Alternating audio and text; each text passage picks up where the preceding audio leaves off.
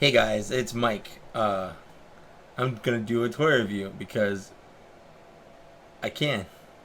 Actually, I really want to do one because one of my friends on YouTube slash kind of on Facebook did a little shout out to me today, and he does really great videos. Chris Six Shot Reviews, I think it's called. I don't want to look it up right now. Sorry, Chris. He's from the UK. He does a lot of really great reviews. I like watching them, and he gave me a shout out, so it kind of made me want to do a video. Anyway, I just got this in the mail yesterday. Yep, that's right. ToyWorld's Roar. So I've been a fans project kind of fanboy. I got the first three of their Dinobot releases, but man, after seeing more pictures of all the Dinobots together, these guys just they hit home for me over the fans project ones. Those are good. Those are good. Don't get me wrong. I enjoyed them, but after seeing these guys kind of together, not even as a combiner because they are a combiner, but just kind of how they look in all their modes, like to me, these guys just kind of looked better. So let's get into it. I sold my fans project Dinobots, and I got Roar here, ToyWorld's Roar. I started here because it was their first one, and I figured I'd start in order that they released them in. And he's a good figure. Kind of some differences between just this one is the only one I really have to work with, and the fans project ones. The fans projects, especially Kubrar, they're a little finicky with the transformations. You have to squeeze stuff just right. Where this is a little more simplified, but I think it looks better. I feel like they're a little smaller in proportion to the fans project, but they're a lot more G1 accurate, which is what I was going for. I do like the stylization of the fans project, but this, I mean, just look at this. Look at this. It looks amazing with the gold chrome. You got the little feet spikes, of course. That's just because he's Snarl. So this is ToyWorld Roar, but I'm just gonna call him Snarl because that's who he is. And you know what? I couldn't be happier. Let's just kind of go over the figure. First of all, his head sculpt is pretty G1, and I'm saying that because I'm not actually quite sure. I've never owned Snarl as a G1 figure, and I can't remember off the top of my head what his G1 head looked like, and I'm too lazy to look it up. So we're just gonna say it looks G1 to me because it looks like it should. Tons of gold chrome on this guy. All these little individually movable spikes, his head, his tail. He's very shiny, and I like that. I like shiny things. He's got lots of articulation. His head is on all kinds of ball joint here. He can do a no, he can do a yes. Those are the basic ones you do with your head. His tail could be kind of moved around if you want it to be kind of more up. I don't know why you'd want that. Obviously, it looks stupid, but you can display it how you want. Like I said, each of these little spike things can be moved around and put kind of how you want it. I like to be a little angled a little up. There we go. Let's see. He's got definite arm shoulder movement. It goes out a little bit. He's got an upper bicep swivel, and he's got a super hardcore ratchet in his elbow there. It was really tight when I first started. I was afraid I was gonna break it, but I didn't. I didn't break it, and it looks good, and it moves well. So definitely can hold up. It can hold that up. Some complaints right off the bat, just from here. Number one, as you can see, I was moving this. His little upper shoulder thing likes to move.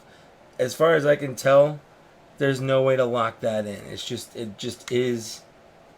It is what it is. It moves around while you move his shoulder sometimes, and that's kind of annoying. So it gets a couple negative points for that. Not many. The other thing is his hands open and close, which is neat, but there's no wrist rotation, which is kind of a bummer. But I think the big thing is his weapons. These things are tiny. Look at that sword. Look at that. That's like a my first wiffle ball sword. And the gun's just pretty lackluster. Like his weapons are pretty lame. But that's kind of a nitpicky. He's got weapons. He's got a sword, which is proper. He's got a gun, which is proper. It's just kind of, eh. He's got a nice neat little waist swivel. If my big gorilla hands get out of the way, he's got waist joints for days. He's got outwards and inwards. Now the only problem here, he can get some pretty good movement out of it, but this thing is tight, and it's like either a little too far out or straight up and down. So I feel like the movement's a little restricted when you want to do some cool poses. Like there isn't like a middle pure like click where it should be. He has knee ratchets, which is neat.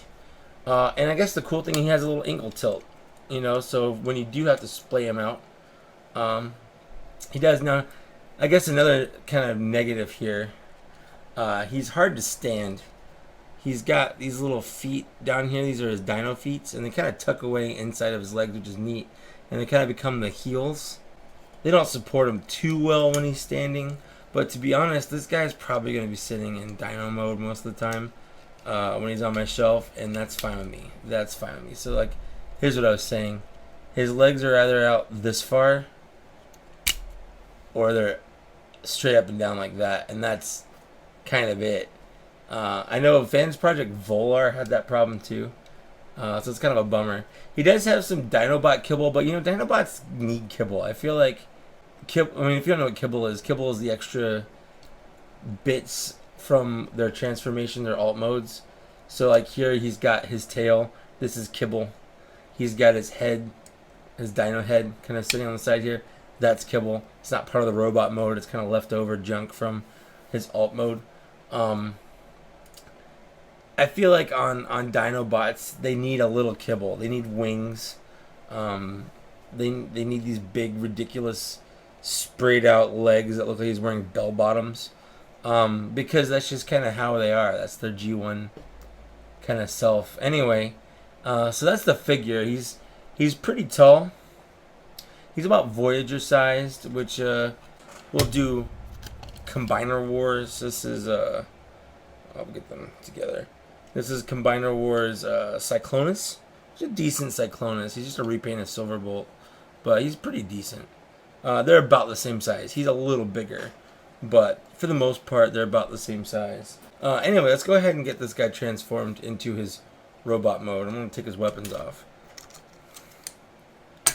So I guess first things first, this tail thing here comes off.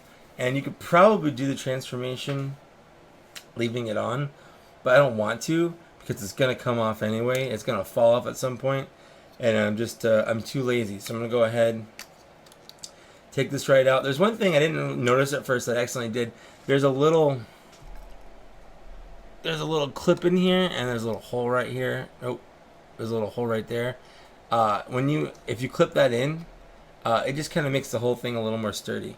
I found that out by accident. I should confess, I haven't actually read the instructions for this guy because most of the time third-party instructions are kind of dumb.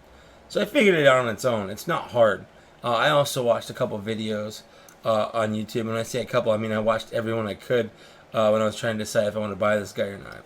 So a little shout out to Broman. I don't know why he'd watch this, but I watched your video like 100 times.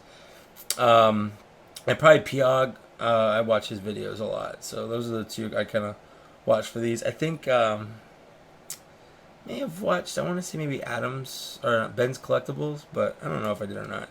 So anyway, this whole thing kind of turns around.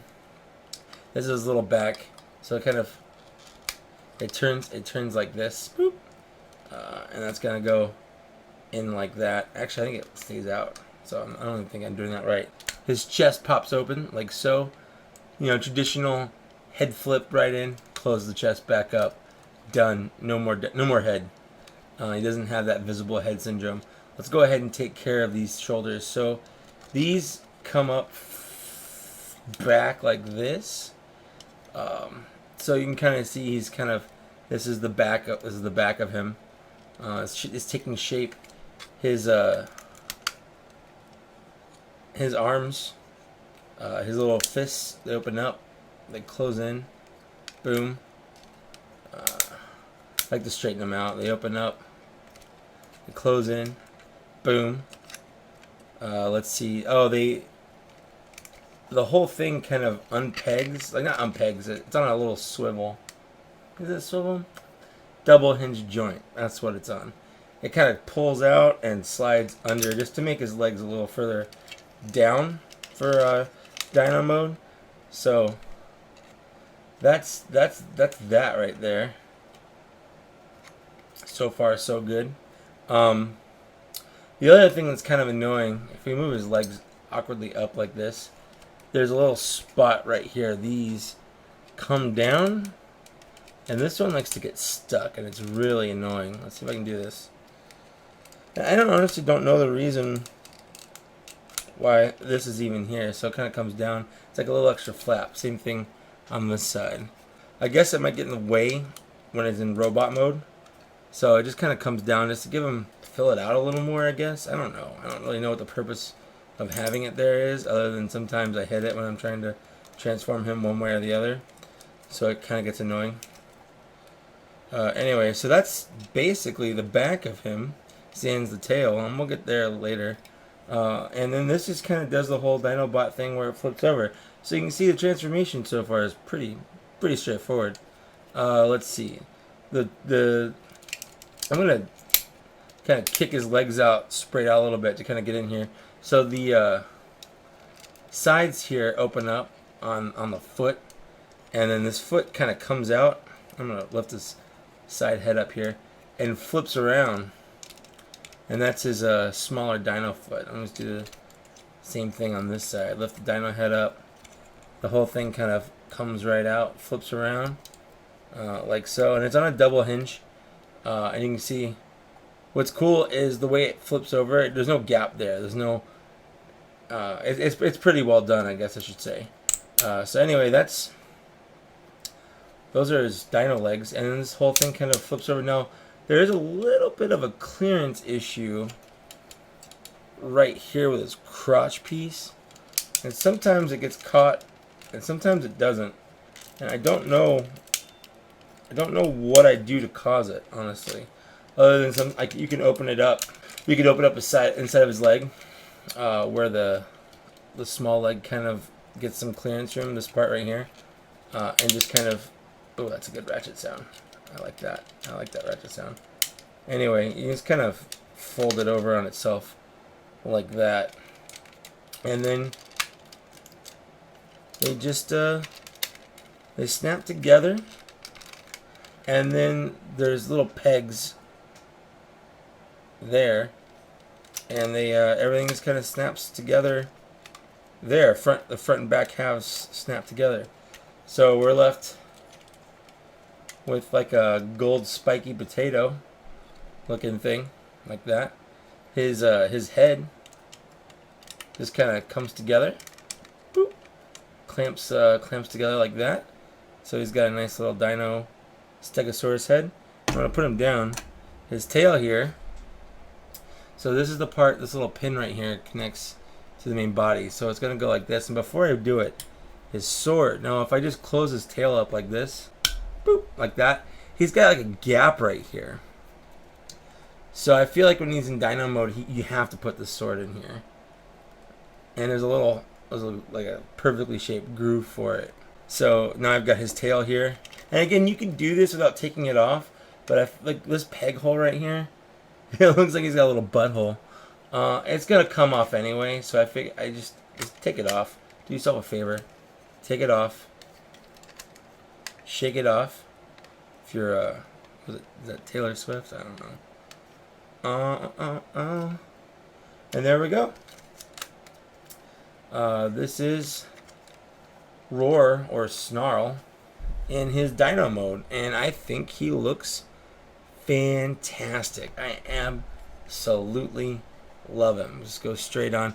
There are repro labels for him, and I'm absolutely gonna get him. Look at that, all the way up. Now you can again kind of position these as you want. So if you're kind of anal, you can kind of go down and straighten them out. But I did that when I first got it, and then I realized that they're never going to stay straight. So you kind of get over that real quick. that at no point are these all going to be straight. So his tail does kind of move a little bit because it's on that hinge, but it does kind of fall. Like, it comes loose, but it does move a little bit. And then the head does have some up and down movement on it. And because this is so important, I don't know why this is important, but it's important. His mouth opens up like that, and he actually has light piping too. There's on his head there is a piece of plastic, and it lights up his eyes. So that's neat.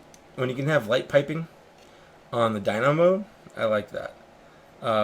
So he's got his sword in here. You can, if you want to. You got his gun. There's a little hole on the top there, and I actually haven't done this yet. And the reason for that is I think putting guns on alt modes, everything's a ball joint. So these things do pop out. These things do pop out, but they just kind of pop right back in. You know, I don't want to force this in here. It does go in. So it kind of like his gun, it's like shooting up, so maybe it's like a mortar. I don't think Snarl's very good at. I don't see him working out trajectories, I guess is what I'm gonna say there. So this is dumb, I guess, is my point. I'm not a big fan of putting guns on alt modes that don't belong there. You got a big rifle on top of your car. You got a construction vehicle with a gun coming off of it. You know, it's like, no. But then again, the Dinobots aren't really robots in disguise, are they? Because this is, while it's dinosaur shaped, this is not a dinosaur. Like, yes, this is a Stegosaurus, but at the same time, this is not a Stegosaurus. This is a robot Stegosaurus. And that's kind of I guess that's the draw, maybe, of the Dinobots, is that they're just, like, when you're a little kid, they're dinosaurs. Like, that's the cool part. They're robots, and they're dinosaurs. And that's kind of all you really cared about. At least that's all I cared about. I didn't care that it didn't make sense, that they weren't real dinosaur-looking dinosaurs, and why would they be disguising themselves as dinosaurs if they were robots in disguise when everyone else is cars and trucks and planes or guns? And thinking back on it, the Dinobots did spend most of the time in the cartoons being dinosaurs. Like, I feel like this is the main mode, and the robot mode was just a robot mode that they had, whereas, like, this was their main mode. So yeah, I definitely love this guy, and he also becomes a foot, which I don't want to do because I don't have the actual foot part. So maybe when I get them all, I might do a video for all of them. But for now, this is ToyWorld's Roar. This is Dinobot Snarl. I give him a solid 8 out of 10. I like him enough to want to do a video for him, like, pretty much right away. I haven't done a video for most of the figures I got. I definitely think he's worth picking up. I think this whole line looks fantastic. You can see how just freaking shiny he is. He looks fantastic in both modes. I feel like this is definitely the stronger mode, and I feel like, man, having them all together when I get them all, Muddy, which is Sludge, and Grimshell, which is Grimlock, and I think they just came out with Iron Drag, who's Slag. And I said Slag because I'm not ever calling him Slug or whatever his name is now. I'm just not going to do it.